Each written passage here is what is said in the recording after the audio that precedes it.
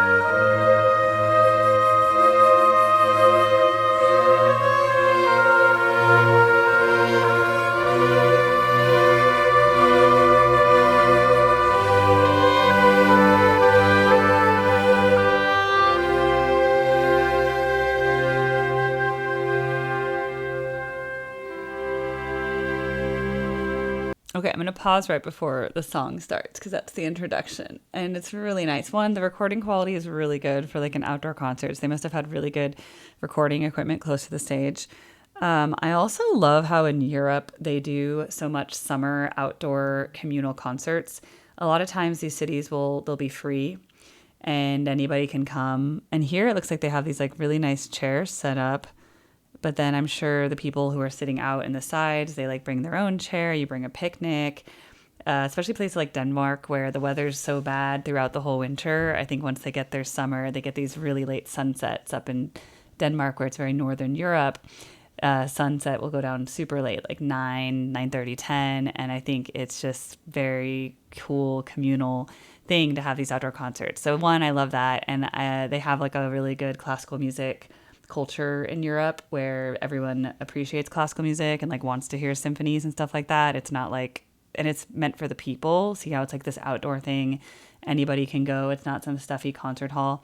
However, the people there look like they're following pretty good decorum. Like they're not throwing frisbees around or like, you know, they're like very proper in the way, but yet it's accessible for everybody. So far I'm like, wow, what a nice little lovely thing. Obviously, that was a gorgeous symphony introduction. The oboe solo, they had the good shots of just the various instruments playing, very well balanced, good recording. Okay, so now we're going to hear the song, and we'll see if I've ever heard this song, because I'm like, the melody sounds a little familiar, but I don't know what the symphonic introduction is supposed to be like. We skip the light and let go. Turn cartwheels across the floor. I was feeling kind of seasick,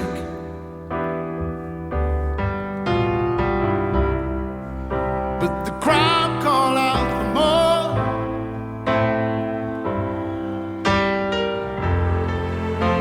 The room was humming harder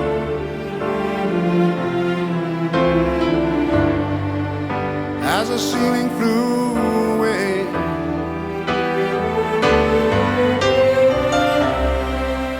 When we called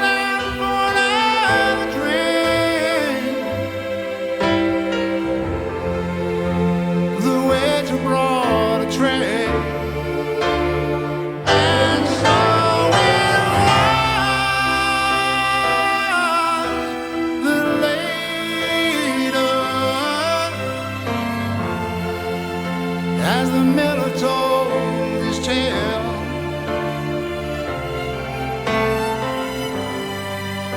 That her face at first just ghostly turned to water, shade of pale. Okay, I'll stop with the interlude to talk, but because I wanted to hear the whole verse and chorus. First of all, that guy is amazing.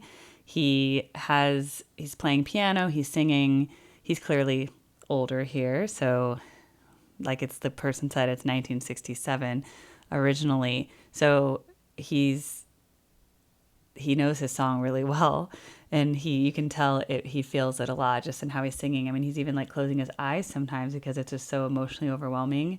He's really like internalizing the feelings, which is nice. I mean, sometimes if you're like just facing an audience and you're holding a microphone, sometimes closing your eyes can not convey to the audience. But I think in the context of where he's playing and singing and you're like feeling every note as he's playing it and singing it, I think the closing of the eyes, it's like he's remembering something and he's living in that moment internally. So I think it's always a choice. It's like whether you're communicating outward to really like give the audience your feelings versus like pulling people in. Both are very impactful. So here, and given the song and everything and the context, very impactful. And then just to hear the orchestra, it's so beautiful. But yeah, the beginning part's kind of like soft and gentle. And then the chorus part was like a higher melody that really like escalated the emotion. So let's hear verse 2 in the interlude.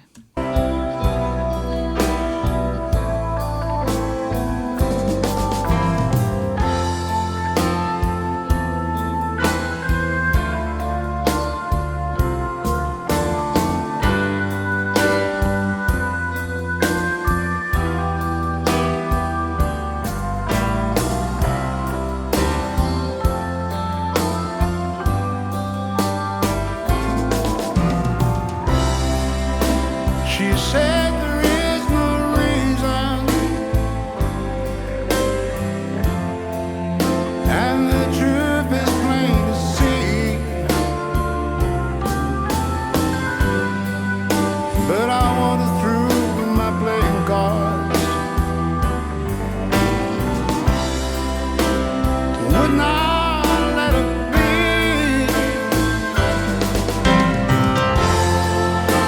One of 16 vestal virgins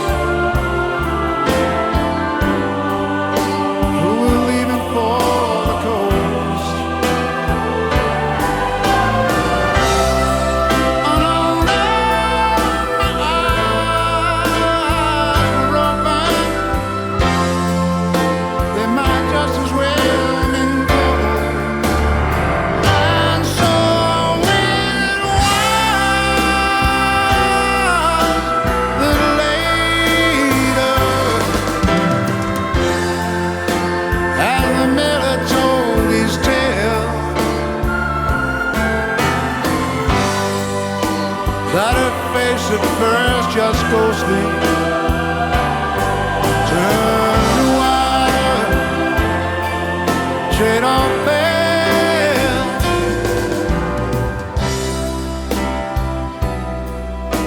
Okay, the choral singers coming in with the ahs. Wow, that's so powerful. Also, I really like the organ coming in. I think it sounds nice. And again, I don't think I feel like I've both heard this song and haven't heard this song, meaning like maybe I've heard it in a movie or something, or it just is such an iconic melody that's kind of universal. Like it almost sounds like a song that's kind of a universal melody, chord progression, something like that, where it's like so relatable and liked that it could be maybe a chord progression I've heard in other songs, but it still has a unique. But he's clearly a really good singer. And if you just closed your eyes and didn't know what he looked like, I wouldn't necessarily know that he's that old, you know? Like, in fact, had I not seen the video and no one told me it was from 2006 and no one told me that the song was written in 1967, maybe I wouldn't have been like, oh, he's an older man now. You can't really hear that he's older, which is cool. So he just has a good voice. Like, that's all I have to say. But yes, let's keep listening. By the way, I can barely understand a lot of the words except for wider shade of pale. I couldn't really understand a lot of the lyrics, but it didn't matter because I'm hearing the emotion of the tone of the voice and the instruments, and I don't need to know what he's saying. I mean, I'll look it up later, but I can't hear all the words of the verses.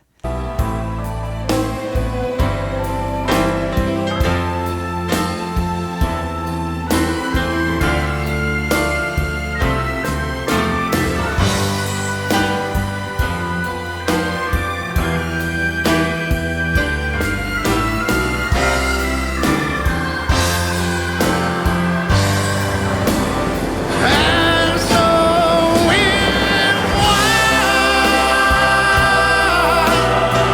later, and the miller told his tale,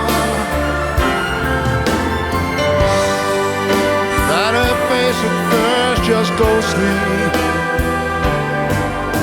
turned white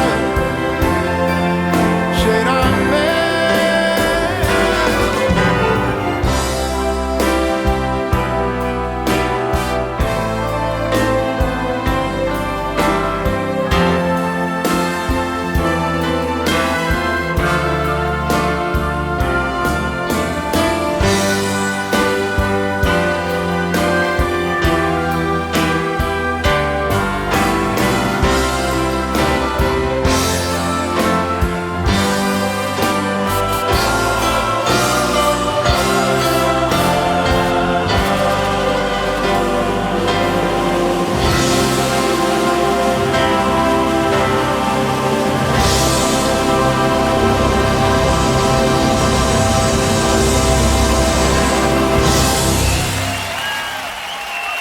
Thank you so much. Thank you for having us.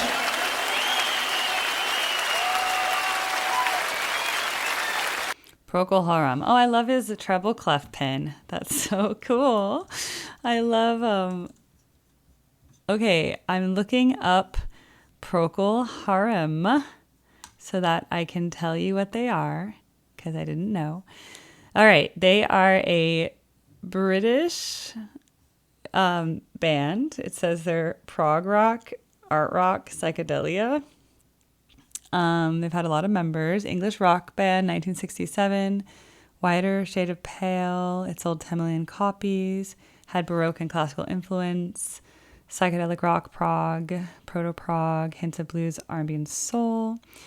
Okay, so it's their most famous thing. Wow, what a cool little story. So no wonder they had the whole orchestra thing added in there. Maybe they had some orchestra music in their rock, which I always like when things from the 60s had that. Like, remember Nights in White Satin? I heard that one. That's the Moody Blues. But they had the orchestra suite and the whole, the morning, the night, all that. So Nights in White Satin, you see a symphonic rock sound. So he needed that whole orchestra to really do this justice. I never heard of this band before. But yeah, maybe that's what I was saying about I've heard the single because it was really good. Okay, and so Procol Harum is the name of the band, not the person. So that's so cool. But you did such a good job. Like really, really great job. Gary Brooker.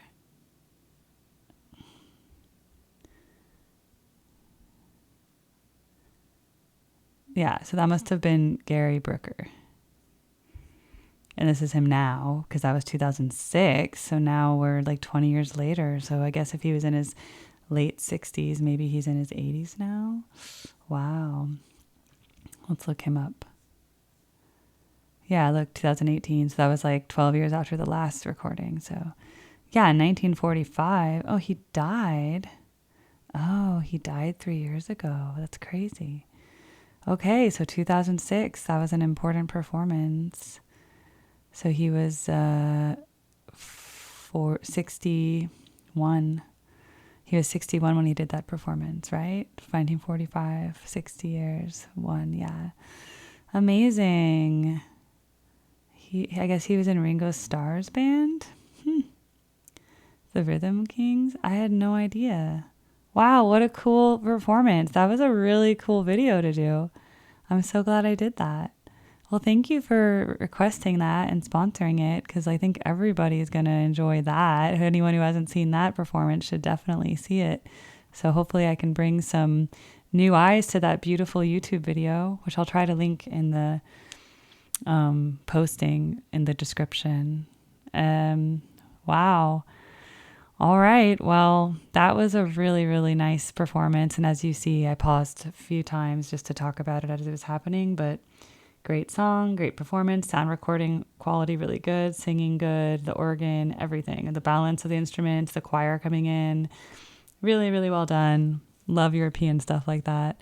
Either it's very affordable or free, or maybe the seats in the middle were charged, but the people on the side can just come for free. Like, it's just a nice thing to do. So yeah, love it. Well, thank you so much for recommending that. I'm really glad I heard that. That was like a impactful experience, hearing that and then learning about the band. I feel like I love music history in general, so I'm a little bit of a music history nerd. So when I go and like learn something like that, I'm like, ooh, I learned something today, you know? So especially because I listen to some prog rock. So it's good to know what was considered prog rock then. And I'll have to hear more of their album or their albums and hear what they did back then. All right. Thank you. And I'll see you guys on the next episode of Erica Reacts. Thank you. Bye.